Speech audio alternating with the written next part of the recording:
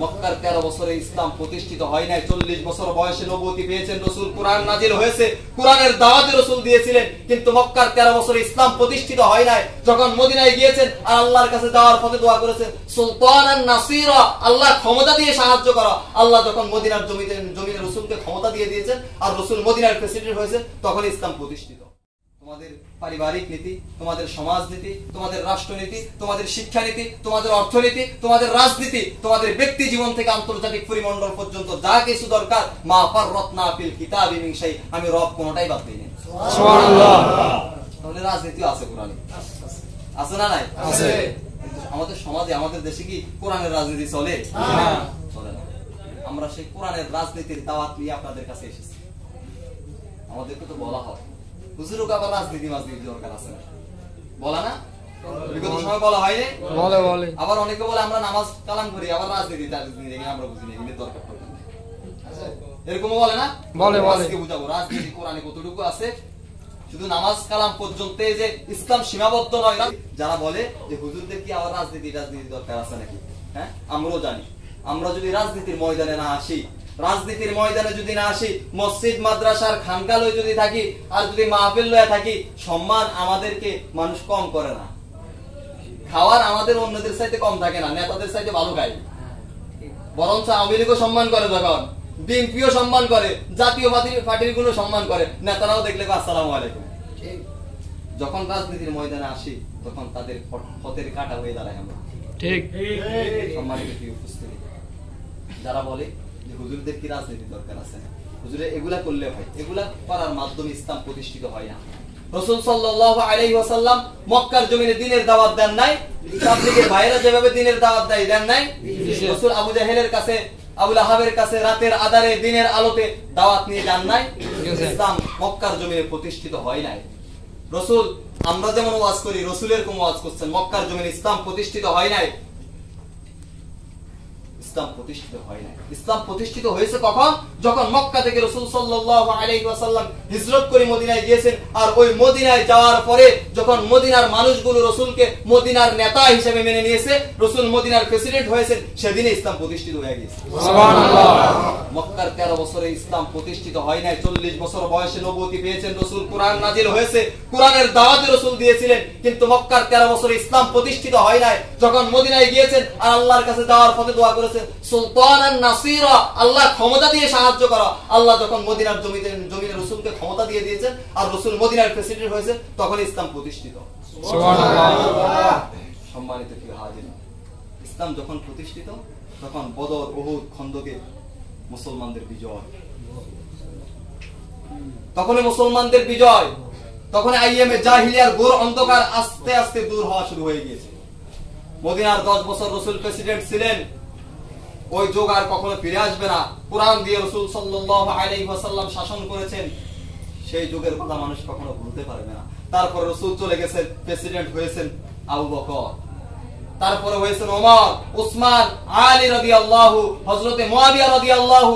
যখন তারা এই কুরআন দিয়ে শাসন করেছেন, সেই খেলাফতের যুগকে বলা হয় সোনালী যুগ। ওই সোনালী যুগ কোরআন দিয়ে সমাজকে পরিচালনা করার কারণে ওই সমাজটাকে, ওই যুগটাকে বলা হয় সোনালী যুগ। সুবহানাল্লাহ।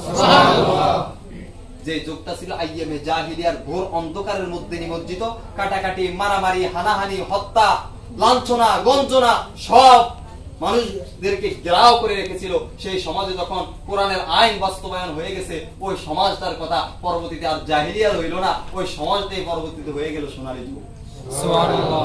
ক্ষমতা যতক্ষণ পর্যন্ত আমাদের হাতে ছিল ততক্ষণ পর্যন্ত সব ঠিক আছে। যখন ক্ষমতা চলে গেল ইয়াজিদের হাতে, তখন এই কারবালার ময়দানে মাথা চলে গেল ইমাম হুসাইনের, ঠিক না? চিন্তা করেন, ক্ষমতার সাথে ইসলামের সাথে কত সংযোগ, কত সম্পর্ক। যতদিন ক্ষমতা আমাদের হাতে ছিল, মুসলমানদের হাতে ছিল, সাহাবা ইকরামদের হাতে ছিল, ততদিন ঠিক মতো সমাজ চলছে, সবকিছু চলছে, মুসলমানরা ঠিকঠাক আছে। যখন ক্ষমতা চলে গেল ইয়াজিদের হাতে, তখন মাথা চলে গেল কারবালার ময়দানে ইমাম হুসাইনের। তারপরে আমাদের যখন উমাইয়া খেলাফত ছিল, আমাদের যখন উসমানীয় খেলাফত ছিল, আমাদের যখন আব্বাসীয় খেলাফত ছিল, এই পৃথিবী, পুরা পৃথিবী আমরা শাসন করেছিলাম। মুসলমানরা কোথাও মার খাওয়া লাগে নাই, লাঞ্ছিত হওয়া লাগে নাই, বঞ্চিত হওয়া লাগে নাই। যখন ক্ষমতা এখন চলে গেছে আমেরিকার হাতে, যখন ক্ষমতা চলে গেছে ইসরায়েলের হাতে, আজকে মায়ানমারের মুসলমানরা মার খাইতেছে, আজকে চীনের উইগুরের মুসলমানরা বন্দী রয়েছে, আজকে কাশ্মীরের মুসলমানরা মার খাইতেছে, আজকে চেচনিয়া বস্তিয়ার মানুষগুলা না খায়া অনাহারে মারা যাচ্ছে, আজকে ফিলিস্তিনের মুসলমানদের উপর নির্যাতন করা হচ্ছে। তার কারণ কি? কারণ ক্ষমতা এখন আর আমাদের উসমানীয় ক্ষমতা নাই, আমাদের আব্বাসীয় খেলাফত নাই, আমাদের উমাইয়া খেলাফত নাই। এখন খেলাফত চলতেছে ইসরায়েলের, এখন খেলাফত চলতেছে আমেরিকার। তার মানে ক্ষমতার সাথে ইসলামের সাথে সম্পর্ক আছে না?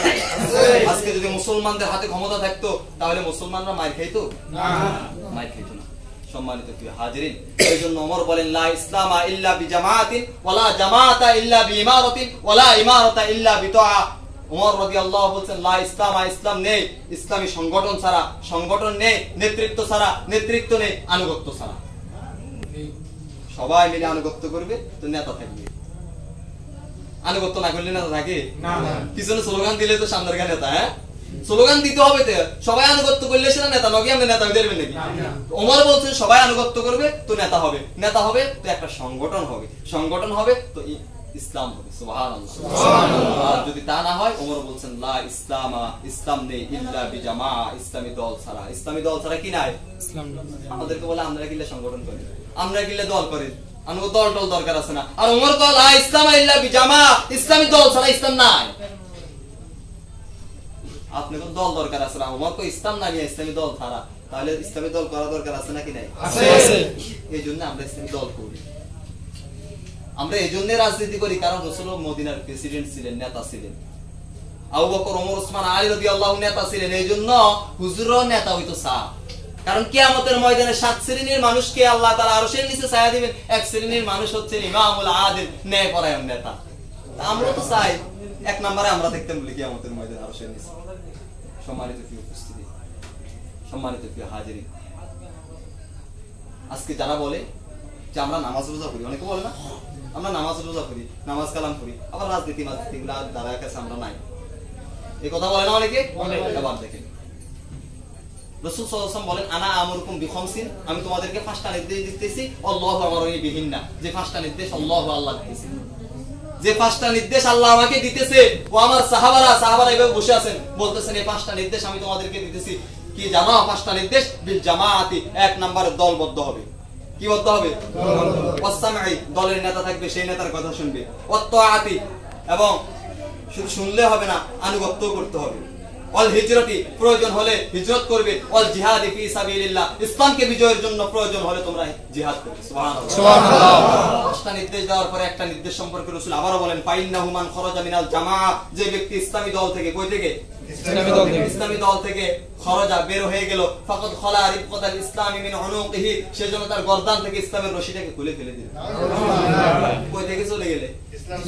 ইসলামী দল থেকে, ইসলাম থেকে নয়, ইসলামী জামাত থেকে, ইসলামী দল থেকে কেউ যদি এক বিগত দূরে সরে গেল, রাসূল বলেন সেজন্য তার গর্দান থেকে, ঘাড় থেকে ইসলামের রশিটাকে খুলে ফেলে দিল। ওমান দাআ বিদাওয়াল জাহিলিয়া, যে ইসলামী দল ছেড়ে অন্য কোন দলে যাইলে রাসূল বলতেছেন ফাহুয়া মিন জুসা জাহান্নাম, কই যাওয়া লাগবে? জাহান্নামে। সাহাবারা এবার বুঝছেন, সাহাবারা রাসূলকে বলতেছেন ওয়া ইন সাওমা ইয়া রাসূলুল্লাহ, সেই ব্যক্তি তো রোজা রাখে, কি রাখে? ওয়াসাল্লাহ, সে তো নামাজও পড়ে। কি করে? নামাজও পড়ে, রোজাও রাখে, নামাজও পড়ে। আমরা বলি না এই তো না নামাজ পড়ি, রোজা রাখি, যেটা বললাম আরই, হ্যাঁ তেমন সাহাবারা বুঝতেন। এজন্য সাহাবারা বলছেন ইয়া রাসূলুল্লাহ, নামাজ পড়ে, রোজা রাখে, তারপরও ইসলামী দল করে না, তাকে কি জাহান্নামে যাওয়া লাগবে? রাসূল বলেন ওয়া ইন সামা ওয়া সাল্লা ওয়া জামা আন্নাহু মুসলিম, যদি রোজা রাখে, যদি নামাজ পড়ে, নিজেকে মুসলমানও দাবি করে, ফাহুয়া মিন জুসা জাহান্নাম, তাকে জাহান্নামে যাওয়া লাগবে। নামাজ রোজা আর মুসলমান দাবি করলে মুসলমান কাকে বলে? রাসূল অতিরিক্ত মুসলমান বাড়াই বলছেন, এটা সাহাবারা জিজ্ঞাসা করেন নাই। রাসূল মুসলমান বাড়াই বলার কারণ কি? মুসলমান নামাজ পড়ে, রোজা রাখে, হজ করে, যাকাত দেয়, দান সদকা করে, এতগুলা কাজ করার পরও, ইসলামের সকল হুকুম মানার পরও একটা হুকুম মানে না, সেটাকে ইসলামী দল করে না। রাসূল বলছেন ফাহুয়া মিন জুসা জাহান্নাম, ওই জন্য কই যাওয়া লাগবে? তাহলে নামাজ রোজা করিয়ে শুধু জান্নাত পাওয়া যাইব না, কারণ নামাজ রোজা যেমন আল্লাহর হুকুম, আন আকিমুদ্দিন, এটাও কার হুকুম? আল্লাহর হুকুম। একটা সারি আরেকটাকে একটা সারি দিবেন, আরেকটাকে ধরবেন, হবে না। ইসলাম কমপ্লিট কোড অফ লাইফ, একটা পূর্ণাঙ্গ জীবন ব্যবস্থা, এটা সম্পূর্ণটাকে আপনাকে গ্রহণ করতে হবে। আর একটাকে অস্বীকার করবেন, আপনি সাথে সাথে কাফের হয়ে যাবেন। বলবেন যে কোরআনের 6666 আয়াতের মধ্যে সব আয়াত মানলাম, মাত্র একটা আয়াত বাদ দিলাম, আপনি আর মুসলমান থাকবেন? সব তো মানছেন, একটা সেনা মানেন নেই। সব যদি মানেন, আন আকিমুদ্দিনকে কেন মানবেন না? এটাও কোরআনের আয়াত। সব আয়াত মানবেন, আন আকিমুদ্দিন, আল্লাহর জমিনে আল্লাহর হুকুম বাস্তবায়ন হবে, কোরআন বাস্তবায়ন হবে, আইনুল হুকমু ইল্লা লিল্লাহ, আল্লাহর হুকুমে দেশ পরিচালনা হবে, এটা চাইবেন না, তাহলে আপনি তো এটাকে অস্বীকার করলেন। তাহলে আর কিভাবে মুসলমান থেকে বলে? সম্মানিত প্রিয় উপস্থিতি, এই সমাজে এই দেশে আমরা অনেকের ক্ষমতা দেখেছি। আমি ছোট মানুষ, আপনারা আমার সাথে বেশি দেখেছি। আজকে দেশ স্বাধীন হওয়ার 54 বছরে আমরা কত ক্ষমতা দেখলাম, কিন্তু এই জাতির ভাগ্যের পরিবর্তন দেখিনি। এই জাতির ভাগ্যের পরিবর্তন হয় নাই, আর এই জাতির ভাগ্যের পরিবর্তন কোনোদিন হবো না যতদিন পর্যন্ত কোরআন দিয়ে সমাজ পরিচালনা